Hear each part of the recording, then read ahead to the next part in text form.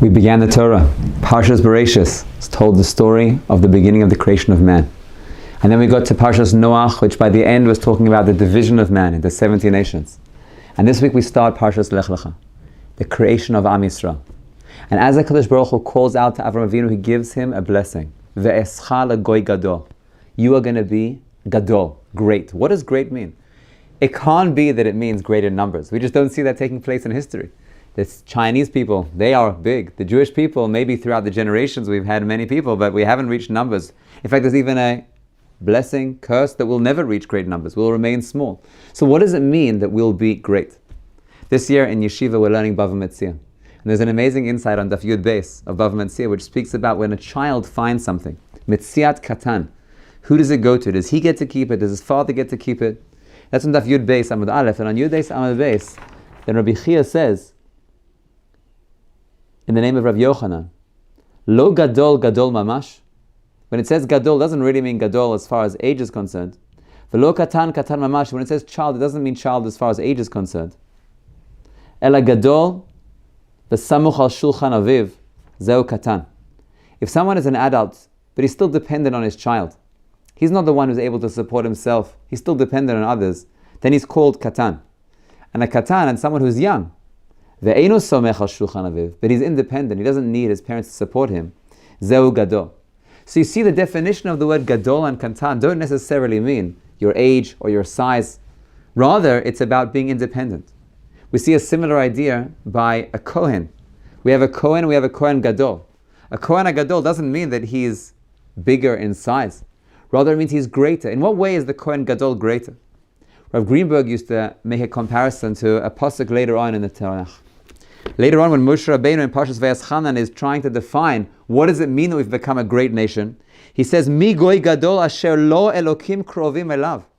The definition of a great nation is one that's close to Hashem. Continues the pasuk, Mi goy gadol asher lo chokim o mishpatim tzadikim.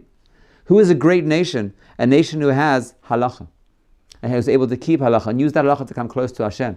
So you see that being great, a goy gadol, means that we have mitzvot, we have obligations. And we use those mitzvot and obligations, those responsibilities that we have to Hashem, to come close to Hashem. So you could say that a Kohen Gadol is called Gadol not because he's bigger or greater in status, but because he has more responsibilities. A regular Kohen has an amount of halachas, amount of responsibility, and a Kohen Gadol has greater responsibilities, more halachas. And that way he has more opportunities to come close to Hashem. So the word Gadol in our context of Avram Avinu, Ve'escha lagoy gadol, is I will make you into a nation with many commandments which will give you the opportunity to come close to Hashem. When there's a bris milah, we often say, Zeh katan gadol yiyeh.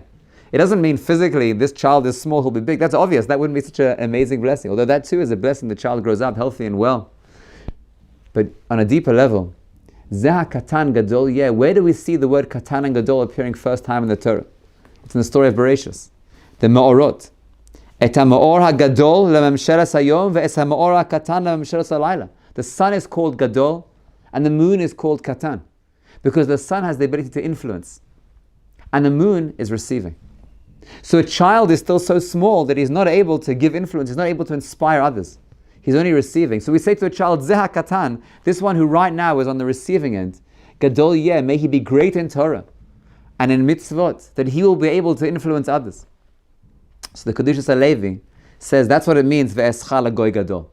You, Avram Avinu, will be gadol. You will have mitzvot. You will have the opportunity to come close to Hashem. And what do you do with that influence that you have? The ability to influence others. What do you do with that? Avram Avinu, what are you going to do with that power to influence others? If I make you great, what are you going to do with it? So the pasuk finishes, Ve'hayeh bracha. Now the word Ve'hayeh is the same letters as Hashem's name. Yud Hey and then Vav Hey. And Yud Hey represents Hashem's name in its essence, and the Vav Hey represents where Hashem is expressed in the world. The letter Vav is the connector. The letter Vav is to connect. Even the word Vav means a hook which connects. So the letter Vav and the Vav Hey is that which connects Hashem, the Hey of Hashem in this world. And until this point in history, the order of Hashem's name was Yud Hey and then Vav Hey. It started off with Hashem, the Yud and the Hey in its essence, and then it came down to influence us. But now what Hashem is giving Avram Avinu is the ability for Avraham to create influence. For Avram to be the generator of awareness of Hashem in this world. By making him a goy gadol, Hashem is enabling Avraham to call the name of Hashem in the world and make other people aware of Hashem in the world and do mitzvot which will enable Hashem to be brought down into the world, that we can do that. And therefore the pasuk that starts Ve'escha lagoy gadol, I will make you a great nation, a nation close to Hashem, a nation which has mitzvot, a nation which is able to influence. V'heyeh beracha, which starts off Vav Hey and then is Yud Hey. It's God's name, but it's the other way around. Instead of being Yud Hey and Vav Hey, where the influence only comes from Hashem to us, now it starts off with the Vav Hey, which is the ability of influence, which Hashem has given to Avraham Avinu. And then we can get to the Yud Hey. Then we can get to the place where Hashem's name is declared. And that's what the bracha is. Avraham Avinu was given the mission as an individual to take his koach that Hashem gave him to be influential and to make the world aware of Hashem. And that today is our mission as the Jewish people. V'hayeh bracha.